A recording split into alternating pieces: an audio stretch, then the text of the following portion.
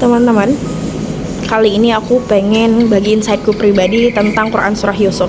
Tapi aku pengen disclaimer dulu di awal, itu bukan tadabur ayat ya. Maksudnya nggak yang serinci itu buat jelasin tafsir Qurannya, nggak. Kayaknya itu teman-teman yang punya takhasus ilmu Quran yang lebih fasih menjelaskannya. Aku cuma mau bagi insightku aja, pembacaanku terhadap Quran Surah Yusuf ini.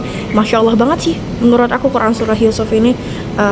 Di awal-awal surah ini, masih di awal-awal lah, ada ayat yang kalau aku nggak salah itu bunyinya, ya abati inni ra'aitu hada asyara kaukabah. Ya nanti kalau aku salah dikoreksi ya teman-teman. Intinya ada dialog antar ayah dan anak, yang anak ini menceritakan tentang mimpinya yang mungkin aneh ya, tapi ya kalau ditafsirkan saat itu ya ini adalah sebuah kejayaan besar seperti itu. Dan kita dikasih tahu tuh pada perjalanan Nabi Yusuf, ternyata untuk sampai pada kejayaan yang besar itu tadi ternyata nggak mudah prosesnya teman-teman. Untuk sampai pada mimpi-mimpi besar itu tidak mudah teman-teman. Ada cobaan, ujian, kepahitan, dan itu satu keniscayaan gitu yang akan ditempuh oleh setiap anak Adam.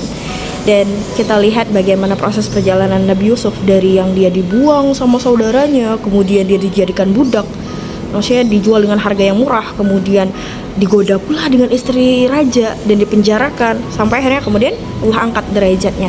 Insya Allah kembalikan Yusuf alaihissalam ke dalam pelukan ayahnya. Itu satu cerita yang Masya Allah sih teman-teman.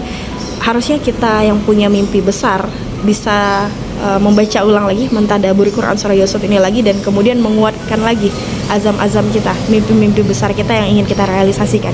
Bahwasanya begitu loh cara Allah itu merealisasikan sebuah mimpi. Maksudnya nggak ada yang mustahil di sisi Allah.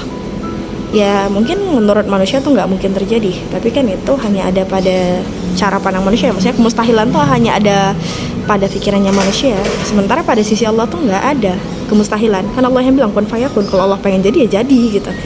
Dan juga Allah juga notis dalam Quran, fa idza azamta fatawakkal 'ala Allah. Kalau kita udah berazam, tawakal sama Allah. Maka ya Allah tuh nggak mungkin lah menyia-nyiakan segala harap kita, kemudian usaha kita, dan apa yang tengah kita perjuangkan seperti apa, selagi niatnya itu karena Allah di sana. Jadi ya enjoy aja teman-teman. Yuk semangat meraih mimpi-mimpi besar kita, jangan pesimis.